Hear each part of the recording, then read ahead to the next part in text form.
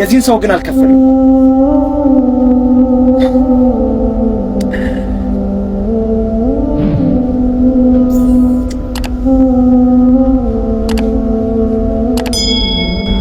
እንድሰደድ አዞኛል አሉት።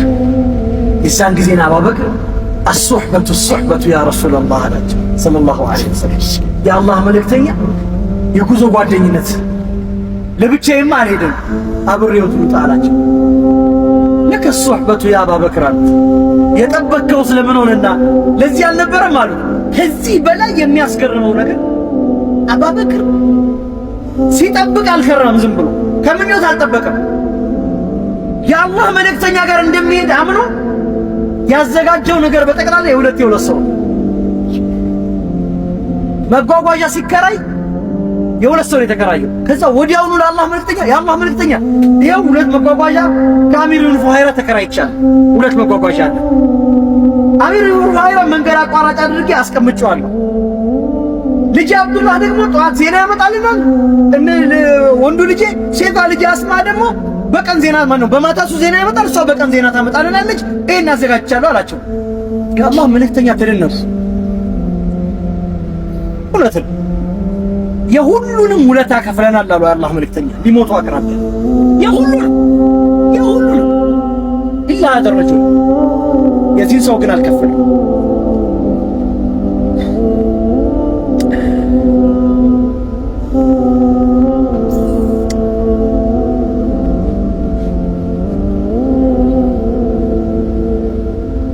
አቡበክር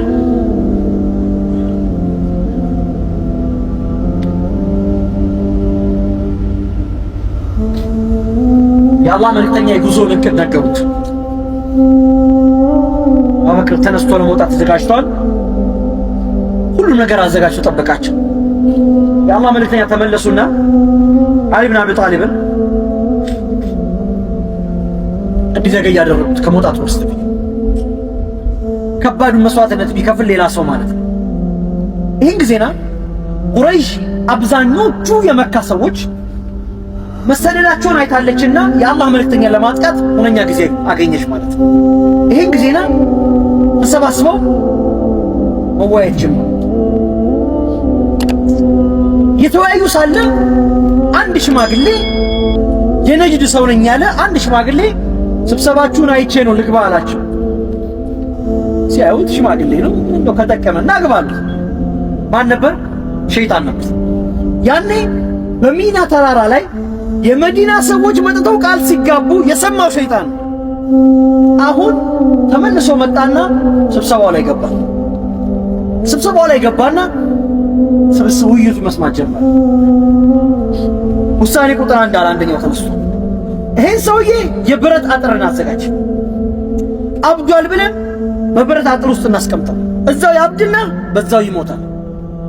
ይሄን እናድርግ። ማይረባ ሐሳብ ነው አለሽ ማግኘት አንተ እዚህ ታጥረዋለህ። ሰዎቹ ተሰደዋል። እዛ ተደራጅተው መጥተው መልሰው እኮ ማጥቃታቸው አይቀርም። ምንድነው የምታወራው አለ። ቀጠል አንደኛው ተነሳ። አይ በቃ ያለው አማራጭ እናባረው ከሀገር የሄደበት ይሄድ፣ እኛም ሰላም እናገኛለን፣ እርሱም የራሱ ጉዳይ አለ። ይሄም የማይረባ ሐሳብ ነው አለ። አታውቁም እንዴ የንግግሩን ጥፍጥና? አታውቁም እንዴ የሐሳቡን ምጥቀት?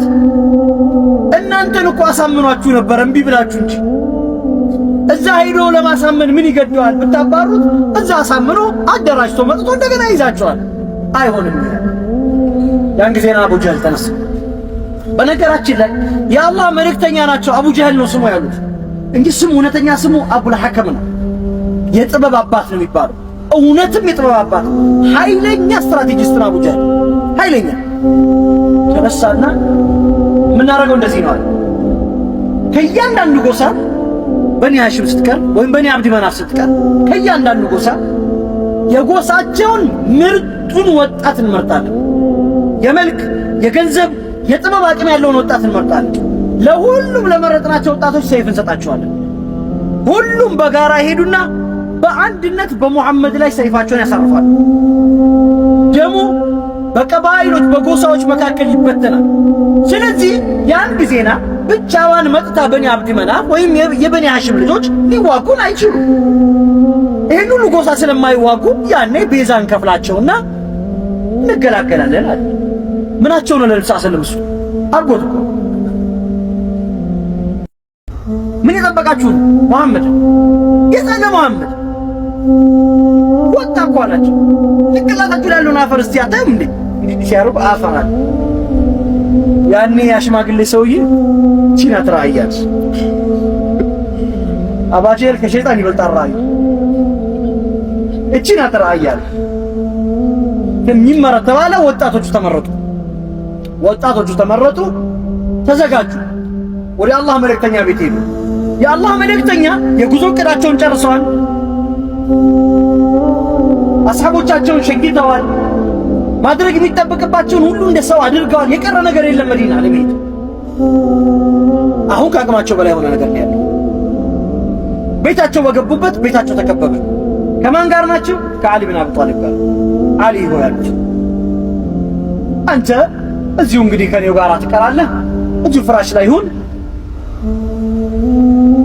እኔ እወጣለሁ አሉት። እሺ ብሎ እንደሳቸው ሻላቸውን ለብሶ እዛው ተኛሱ። የአላህ መልእክተኛ ሰለላሁ ዐለይሂ ወሰለም ያሲን ቁርአኒል ሐኪም ኢነከ ለሚነል ሙርሰሊን ላ ሲራጢል ሙስተቂም ኢላ አኺሪህ የቀሩ እስከምን ደረሱ? ወጀዐልና ሚን በይኒ አይዲሂም ሰደን ወሚን ኸልፊሂም ሰደን ፈአግሸይናሁም ፈሁም ላ ዩብሲሩን። ከፊታቸውም ከጀርባቸውም ከለል፣ አይኖቻቸውም ተጋረዱ፣ የማያዩ ሆኑ የሚለው ላይ ሲደርሱ የአላህ መልእክተኛ ከመሬት አፈር ዘግነው የተሰባሰቡትና ቤታቸውን የከበቡት እያንዳንዱ ወጣት ላይ አፈር ጭንቅላቱ ላይ ቁጭ አድርገው አለፏቸው። ማንም አላያቸው። አሁን እንደ ሰው ሁሉንም ነገር አድርገዋል። ሁሉንም ነገር የቀረ ነገር ነበር የለም፣ የቀረ አልነበረም። ከዚህ ውጭ ያለው ነገር የአላህ ነው። አቅሙ የማን ነው? የአላህ ብቻ ነው። አላህ ተአምሩን አሳያቸው። ይሄኔ ሲወጡ የአላህ መልእክተኛ ሰለላሁ ዐለይሂ ወሰለም ማን አየ? ያ ሸይጣን አየ። ተመልሶ መጣና ምን እየጠበቃችሁ ነው አላቸው። ምን እየጠበቃችሁ ነው? መሐመድ የታለ መሐመድ? ወጣ እኮ አላቸው። ጭንቅላታችሁ ያለውን አፈር እስቲ አታዩም እንዴ ሲያሩቅ አፈራል። እንዲህ ብሎ በቀዳዳ ማየት ጀመሩ። በሽንቁሯ መካከል የሆነ የተኛ ሰው አለ። ሽማግሌ ደግሞ ምንድነው አዛ የሚያደርገ? እባክህ ተኝቷል ኡስታዝ። خلاص ማትረቡ ሰዎች ናቸው አለና ሄደ። ጠዋት አሊ ብን አቢ ጣሊብ ገሸሽ እያለ ከፍቶ ወጣ ማለት ነው። የአላህ መልእክተኛ ምን ለቁረይሽ ወሬው ደረሳት። ይሄን ጊዜና የአላህ መልእክተኛ ለማስታረር ተነሳች። ከከተማው ሳይወጡ ከተገኙ መቅጣት፣ ከከተማው ውጭም ከሆነም ለሚያመጣቸው ሰዎች 100 ቀይ ግመል ሽልማቶች እንሰጣለን ብለው የ100 ቢሊዮን ዶላር ምን አወጡ? ወንትድ የሚባል አወጡ ማለት ነው። ይሄን ላመጣ ሰው ወጣቱ በጠቅላላ ተሰማራ። መዲና ወዴት ነው? ወደ ሰሜን፣ ከመካ ወደ ሰሜን። የአላህ መልእክተኛ ሰለላሁ ዐለይሂ ወሰለም የተጓዙ ወደ ደቡብ። እንደዚህ ተጓዘ። ሁሉም የሚፈልገው ወዴት ነው? ወደ ሰሜን። 3 ቀን ሙሉ አካለሏቸው፣ አጧቸው። አቡበክርን ይዘው እሳቸው ወደ ሸሹ ወደ ጋሩ ተውር ሸሹ። እናየዋለን ኢንሻአላህ። ጋሩ ተውር ሲሸሹ ጋሩ ተውር ውስጥ ለ3 ሌሊትና 3 ቀናት ተቀመጡ። በሶስተኛው ቀን መጨረሻ ላይ ፈልገው በመካ ዙሪያ ያጧቸው የመካ ሹማምንትና ወጣቶቻቸው ወደ ደቡብ ተጓዙ። ዋሻ ለዋሻ ፈለጓቸው። ጋሩ ተውር ደረሱ። ሁሉም ነገር አበቃ። እንደ ሰው አበቃ። ታጥረዋል። መውጫ የለም። የመዲና የመካ መውጫዎች በጠቅላላ ተይዘዋል። የአላህ መልእክተኛ ወዴት ይሄዳል? ወዴት? የአላህ መልእክተኛ ተኝተው ባለበት ሰዓት ላይ አቡበክር ከላዩ ላይ ኮቴ ያየ አለቀለት። አሁን ሌላ የአላህ ተአምር መከሰት አለበት። የአላህ መልእክተኛ ሰለላሁ ዐለይሂ ወሰለም የገቡበት ዋሻ ውስጥ እንደገቡ እግሯ መጣች፣ እንቁላሏን ጣለች። ወፊ ባዕድ ሪዋያት ሸረሪት መጣች፣ ድሯን አደራች። በሌላ ዘገባ ትንሽ ደከም ያለ ቢሆን ያልበቀለ ዛፍ ከላዩ ላይ በቀለ። ነገርየው ሲታይ ሰው የገባበት አይደለም። እንዲህ ብሎ አዩ፣ ምንም ነገር የለም፣ ይሄ ሰው የገባበት አይደለም። አቡበክር ተንቀጠቀጡ። አቡበክር ሰላት አላውቅም አለች። በጥፊ መታት። ፊቴ ተሰነጠቀ ትላለች። ደም ከፊቷ ላይ ሲፈሳየና ተበለቁማ ተረገማቸው ቤተሰቦች አለና ዘግቶ ተመለሰ። ያልበቀለ ዛፍ ከላዩ ላይ በቀለ። ነገርየው ሲታይ ሰው የገባበት አይደለም። እንዲህ ብሎ አዩ፣ ምንም ነገር የለም፣ ይሄ ሰው የገባበት አይደለም። አቡበክር ተንቀጠቀጡ። ከዚህ ሁሉ ልፋትና መከራ በኋላ ሁሉም ነገር ሊያበቃ ነው አሉ። የአላህ መልእክተኛ ሆይ አንደኛቸው እኮ ወደ እግሩ ጫማ የተመለከተ እንደሆነ ይመለከተናል አላቸው። የአላህ መልእክተኛ ምን አሉ? መظنك باثنين الله ثالثهما በሁለት ሰዎች መካከል ምን ትጠረጥራለህ? አላህ ሶስተኛቸው ቢሆን እንጂ አሉት። ሁለታችን ብቻ አይደለም፣ ሶስተኛው አላህ ነው። አብሽራ ላ ተሕዘን ኢነ አላህ መዐና፣ አትዘን አላህ ከኛ ጋር ነው። አላዩ ተመለሱ። የአላህ መልእክተኛ ወደ መዲና ጉዞ ጀመሩ። ከደቡብ ዞረው ዳር ዳሩ በሌላ መንገድ አድርገው ወደ ሰሜን መውጣት ጀመሩ። ይህን ጊዜና ያንን የ100 ቢሊዮን ዶላር የወንጀል ጥያቄ የሚጠብቁ ሰዎች መካከል አንደኛው ሱራቃ ቁጭ ብሎ ባለበት አንድ ሰው መጣና የሆኑ 3 ሰዎች መንገድ ሲያቋርጡ አይቻለሁ። መልካቸው እንደዚህ የመሰሉ ሰዎች ናቸው። የሚሄዱት ደግሞ በዚህ በኩል ነው አለ። ሱራቃ ነቃ። ዝም በል አሉ ሰውየው። ላለማካፈል እኮ እዛ የተሰበሰበ ወጣት እንዳይሰራ ማለት ነው። ዝም በል አለና ወዲያውኑ ኻዲሙን ሄደና ይኸውልሽ መጓጓዣዬ ደቡብ አውጥተሽ ጠብቂ፣ ወደ ሰሜን እንዳታወጪ፣ ሌላ ጉዳይ ነው። ወደ ደቡብ አውጥተሽ ጠብቂኝና መናገሻው ጋር ስትደርሺ አቁሚው፣ እኔ መጥቼ ወስደዋለሁ አላት። እሺ አለች። አወጣችለት። እሱ ወደ ደቡብ ሄደና ፈረሱን ይዞ የአላህ መልእክተኛ ታይተውበታል በተባለው መንገድ መጓዝ ጀመረ። ቁረይሽ ግራ ተጋብታለች። ቤት እንደወጣች አው ይሄን ጊዜና አቡ ጀህል ወደ አቡበክር ቤት ሄደ። አቡበክር ቤት ዘገባና ያገኛት እህቱን ነበር፣ ልጁን ነበር፣ አስማ። አቡበክር ሰላት አላውቅም አለች። በጥፊ መታት። ፊቴ ተሰነጠቀ ትላለች አስማ። ደም ከፊቷ ላይ ሲፈሳየና ተበለቁ። ተረገማቸው ቤተሰቦች አለና ዘግቶ ተመለሰ። ያን ጊዜና የአቡበክር አባት አቡ ቁሃፋ ቤት መጣ። አቡበክር ጥሏችሁ ሄዷል አላት። አይነ ስውር ነው በወቅቱ ማየት አይችል። አዎ ጥሎን ሄዷል። እንደለመደው ባዶ ቤት ጥሏችሁ ሄዳል፣ ምንም ነገር ሳይሰጣችሁ አላት።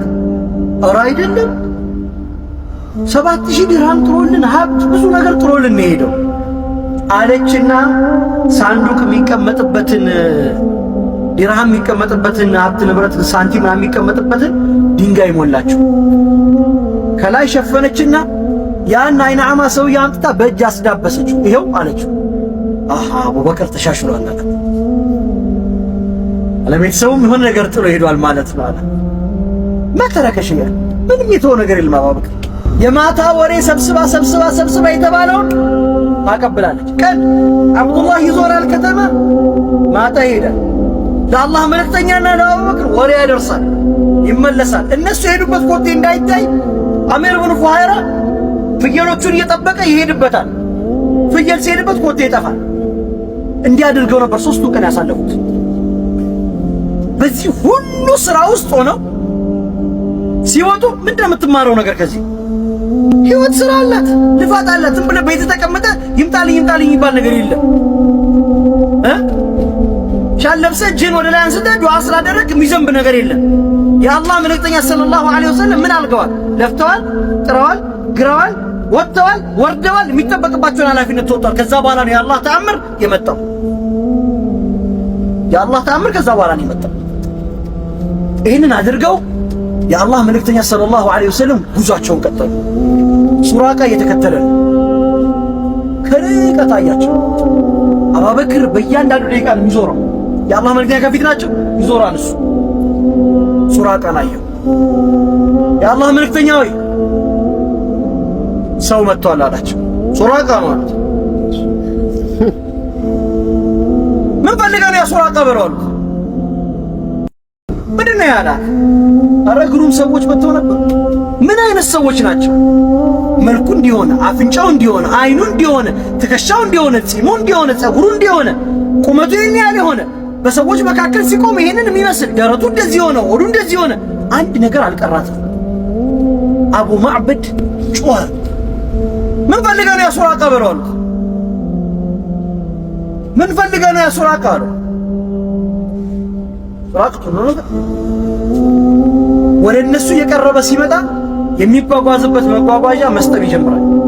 ፈረሱ ማለት ይሰጥማል ወርታች እሱን ያንፈራጥና ይጥለዋል። እንደገና ይነሳል፣ ያስነሳ ይሞክራል። አሁንም ይሰጥማል፣ ይወድቃል። አሁንም ይሰጥማል፣ ይወድቃል። ቀረብኩ ሲል ጉም ይሸፍነዋል። ግራ ገባው ሱራቃ። ምንም አልፈልግም ተውኝ ብቻ አላቸው።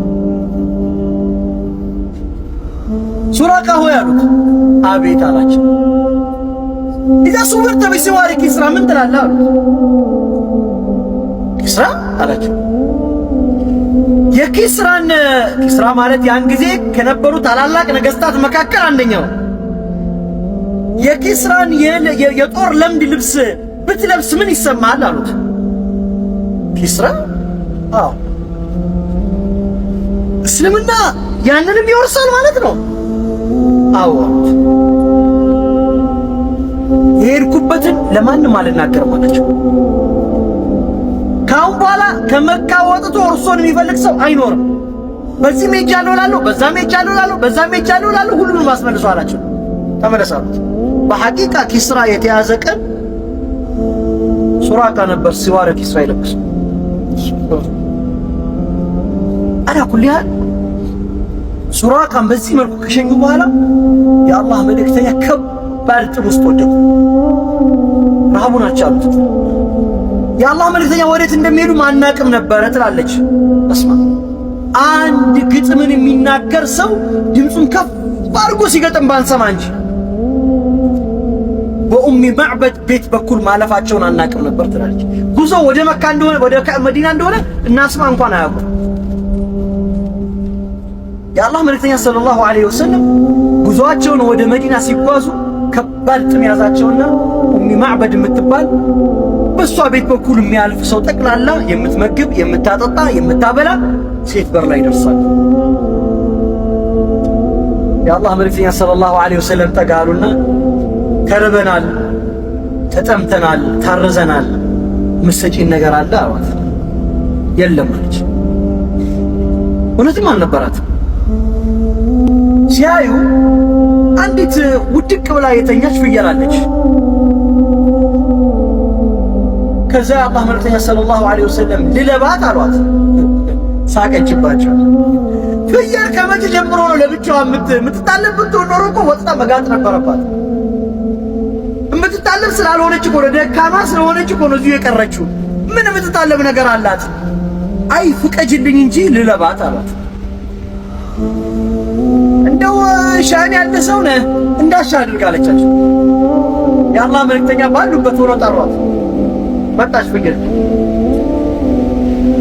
ተሰማ አላህ ቢስሚላህ አሉና ማዳበስ ጀመሩ ጡቶቿን። ፊሰሂህ ቡኻሪ ያለ ሐዲስ ነው የምነግራችሁ። የአላህ መልእክተኛ ሰለላሁ ዐለይሂ ወሰለም ያንን ሲዳብሱ እግሮቿ ተንፈራጠጡ ይላሉ። ለምን ነው እግሮቿ የተንፈራጠጡ? ጋቱ ሞላ። ደነገጠች ኡሙ ማዕበድ። ከዛ ወዲያውኑ አለጉ የአላህ መልእክተኛ።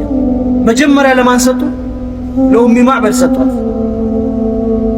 ቀጠሉ ለአቡበክር ሰጡት።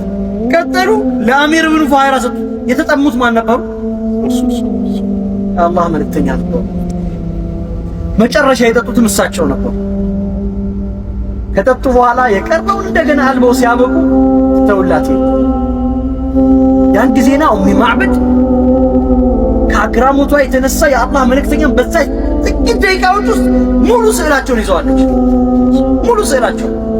ከዛ አቡ ማዕበድ መጣ፣ ባልተቤቷ ቆይቶ የአላህ መልእክተኛ ተነስተው ሄደዋል። አቡ ማዕበድ መጣና ሲያይ ወተት አለ። ምንድን ነው ያላት? ኧረ ግሩም ሰዎች መጥተው ነበር። ምን አይነት ሰዎች ናቸው? መልኩ እንዲሆነ፣ አፍንጫው እንዲሆነ፣ አይኑ እንዲሆነ፣ ትከሻው እንዲሆነ፣ ጺሙ እንዲሆነ፣ ጸጉሩ እንዲሆነ፣ ቁመቱ ይሄን ያህል የሆነ በሰዎች መካከል ሲቆም ይሄንን የሚመስል ደረቱ እንደዚህ ሆነ፣ ሆዱ እንደዚህ ሆነ። አንድ ነገር አልቀራትም። አቡ ማዕበድ ጮኸ። እርሱ እኮ ማለት ያቺ ቁረይሽ ያሳደደችው ታላቁ ሰው ነው። እንዴት ትተይዋለሽ እስልምና ሳትቀበይ ከሷል? አቡበክር ረዲየላሁ ተዓላ አንሁ እጅግ በጣም ተጠንቷል፣ እጅግ በጣም ተርቧል። የአላህ መልእክተኛ ሲነሱ ያንን ወተት አነሳና ሰጣቸው። የአላህ መልእክተኛ መጠጣት ጀመሩ። አቡበክር ምን እንዳለ ታውቃላችሁ? ፈሸሪበ ረሱሉላህ ሐታ ኢርተወይቱ አለ። የአላህ መልእክተኛ ጠጡ እኔ እስከምጠግብ ድረስ አለ።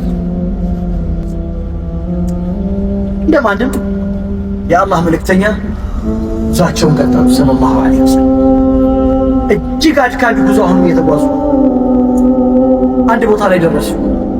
የአላህ መልእክተኛ እጅግ ደክሟቸውና ርቧቸው ተንጋላው። አቡበክር እየፈለገ ነው የሚበላ ነገር። አንድ እረኛ ይመለከታል። ያን እረኛ ጠራው። የማን ናቸው እነዚህ አለ። የገሌ ናቸው አለ። ቁረይሽ ያለው የገሌ ሰው? አዎ የሱ ናቸው። እሺ አልባት ትሰጠኛለህ? አይ እኔ ባልተቤትነቴ የሱ ነው፣ ችግር የለም እገዛሃለሁ። እሺ አለ ሰጠው። የአላህ መልእክተኛ ላለመቀስቀስ እና ወተቱ እንዲቀዘቅዝ አቡበክር አቅፎ ጠበቀው። አቡበክር ረዲየላሁ ተዓላ አንሁ እጅግ በጣም ተጠንቷል፣ እጅግ በጣም ተርቧል። የአላህ መልእክተኛ ሲነሱ ያንን ወተት አነሳና ሰጣቸው። የአላህ መልእክተኛ መጠጣት ጀመሩ። አቡበክር ምን እንዳለ ታውቃላችሁ? ፈሸሪበ ረሱሉላህ ሐታ ኢርተወይቱ አለ። የአላህ መልእክተኛ ጠጡ እኔ እስከምጠግብ ድረስ አለ።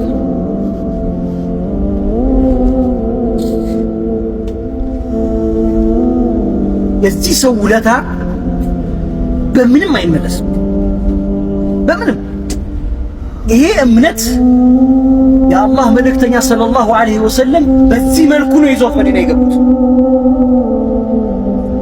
የቀናት ረሃብን፣ ቸነፈርን፣ መከራን፣ ጥማትን ያስተናገደ ጉዞ ነበር የመዲና ጉዞ። አሁን እኛ እንደዚህ ኤሲ ምናምን ይዞ እንደዚህ አንተ እንቅልፍን እየተኛ እየበላህ እየጠጣህ ሩዝ በልተህ ምናምን የምትሄድበት ጉዞ አልነበር። እንደዚህ አልተገባም። እንደዚህ አልገቡም የአላህ መልእክተኛ ሰለላሁ ዐለይሂ ወሰለም። ጉዞ ቀጠለች። እነዛ ተጉዞ ሲያበቁ ከመዲና ጫፍ ላይ ወዳለችው የቁባ መንደር ደረሱ። ቁባ ያኔ ከመዲና ውጪ ናት። መዲና ትንሽ የመንደር ናት። መስጂዱና ዙሪያ አካባቢ ያሉ ናት ያቺ መዲና የምትባለው። የትልቅ ሰዎች የሚሰባሰቡባት ማለት ነው። የአላህ መልእክተኛ ሰለላሁ ዐለይሂ ወሰለም እዛ በኒ ነጃር የሚባል ቤት የእናታቸው ያክስት ልጆች እንደማለት ነው፣ እነሱ ዘመዶቻቸው ናቸው። እዛ አረፉ።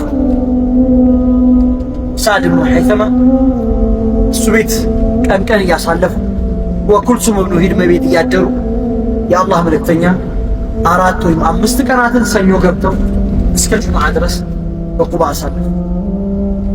ቁባ ላይ የአላህ መልእክተኛ ጁምዓ ሲወጡ የመጀመሪያውን የጁምዓ ሰላት በቁባ አሰገዱ።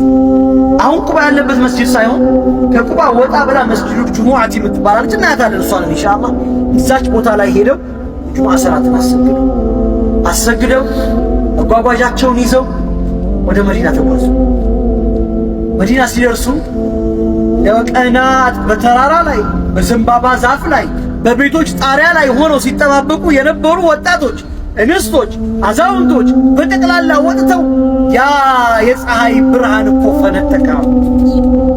طلع البدر علينا ያ የበድር ጨረቃ ወጣ በእኛ ላይ من ثنيات الوداع ከብዙ ቀጠሮ ከብዙ ጉጉት ከብዙ ጥበቃ ከብዙ መጠባበቅ በኋላ وجب الشكر علينا በእኛ ላይ አላህን ማመስገን ግድ ሆነ።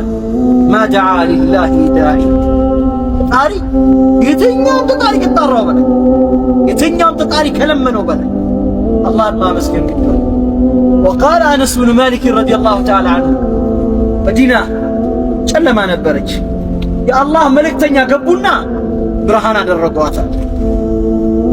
የሞቱ ቀን መልሳ ጨለመቻል። የአላህ መልእክተኛ በዚህ መልኩ መዲና ገቡ። እኛም መዲና ገብተናል።